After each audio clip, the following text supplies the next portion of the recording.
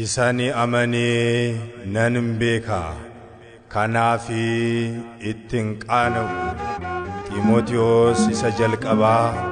boqonnaa tokko lakkoofsa 12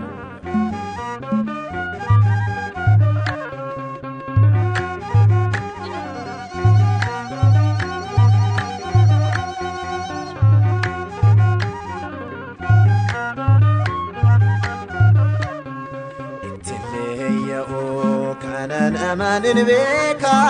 inari fadu kenar kasaniga tinan tola isasan sakako karada blugan Yesus sirinyiko itille yau kanan amanin beka inari fadu kenar kasaniga tinan tola isasan sakako parada bugan Yesus sirinyiko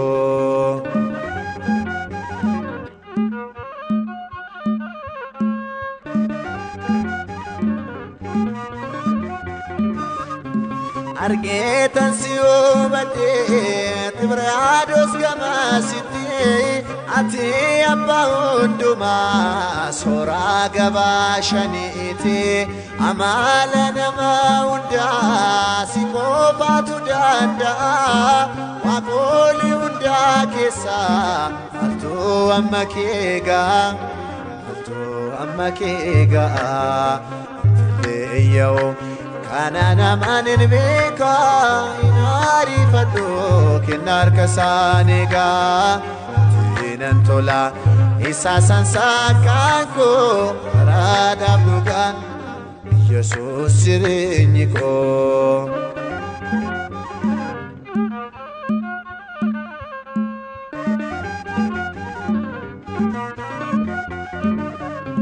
bare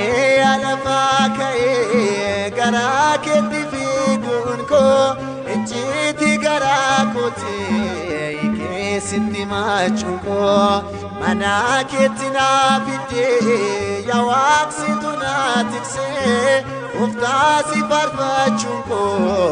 dana dagachise do manadisise tiyau anana manin beka inari fadu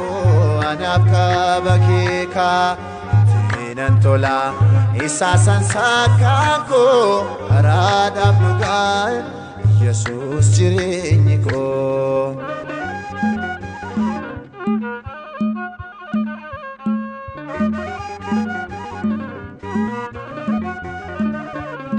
malinu sinkintesu undara sifoada jalala kitna fada nafsi marar fada sagantanko sikofa inkaror sukan bira manikes manakoti adisa barabara galiko sibira leyo kanana manin beka inari fadu kanafka bakeka tinan tola isasan sakako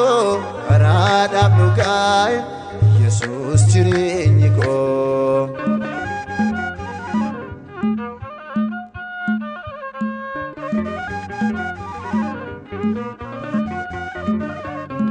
Adunyan wae ketif ibate wal rakisa inno ilma Yosefi tokorajo takesa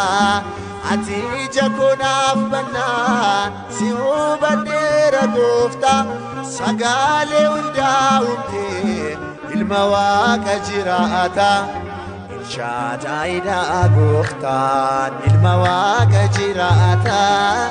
Manuelida goftan ilma waqa jirata Adonaida goftan ibtileyo kanana manin beka nari fadu anafka bakeka tinan tola isasan sakako rada bugan Yesus sirinyiko karada bugan Yesus sirinyiko jireenyi koo karaadhaaf dhugaan Yesuus jireenyi koo